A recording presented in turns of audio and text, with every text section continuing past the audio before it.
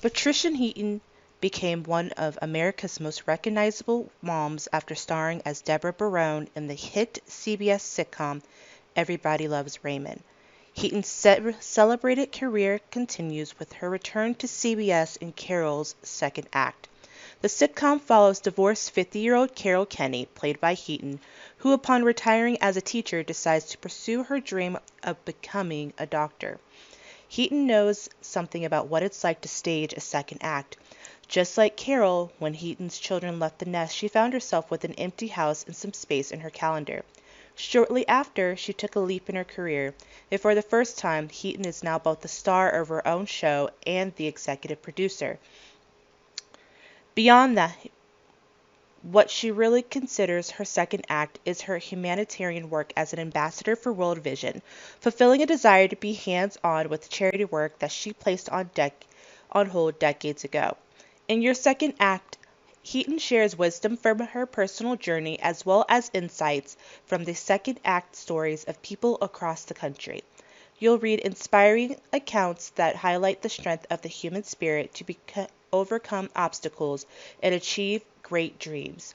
People from all walks of life surmounting financial hurdles, breaking life's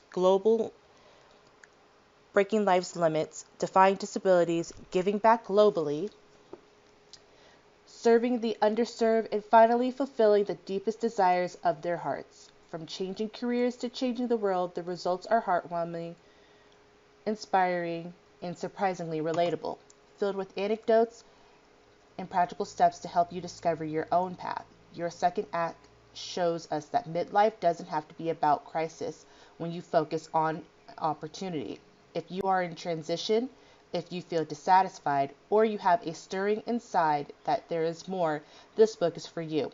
Be encouraged and inspired to step out and follow what's in your heart, because she's never too late or too early to stage your second act.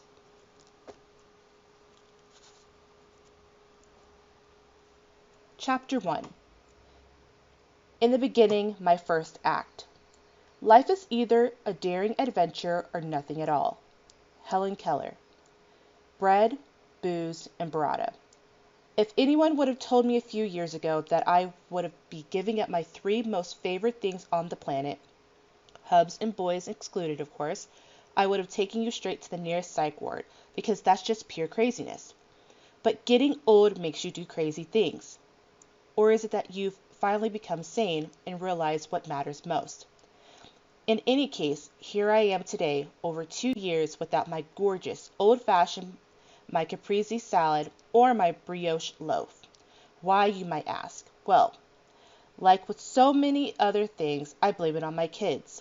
I'm 62, and my boys don't seem anywhere near having children, or even steady girlfriends yet. It would be a good 10 to 15 years before that happens, if it happens.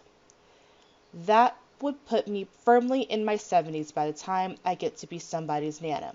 God forbid I'm a drooling, wrinkled sack of bones propped up in a rascal, receiving the reluctant but compulsory peck on the cheek from little frightened grandkids. So because my body and mind are in decline, I decided I need to do everything in my power to keep death at arm's length and keep myself in tip-top shape, even if it means saying goodbye to gorgonzola, farewell to French toast, and so long to Sauvignon Blanc.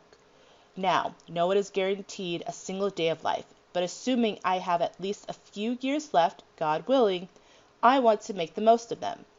But there's another reason I wanted to make some changes.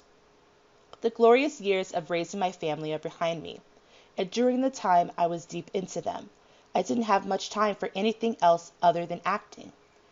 Now that the boys have more or less launched, some space has opened up in my life to explore those other interests that were put on hold 20-some years ago. Now, if I could only remember what they were, just kidding. I have lived a life beyond my wildest dreams, and I'm so grateful. Life wasn't handed to me on a silver platter by any stretch. I've worked hard, skinned my knees, cried my eyes out, regretted, doubted, and second-guessed myself along the way. Handing everything over to God changed my life. I've gone up and down many different paths, and looking back, I see how the seed for my second act was clearly planted in my first act. I think you'll find the same is true for you too. My first act was, and still is, of course, acting, which has been my passion since I can remember. I heard passion described like this: when you do what you love to do at a moderate level, you can call it a hobby, but when you go all out with it to the point that someone deems you one step short of crazy, that's passion. Thank you for listening to this brief synopsis and chapter read of Your Second Act by Patricia Heaton. Check Henderson Libraries for the book. Thank you.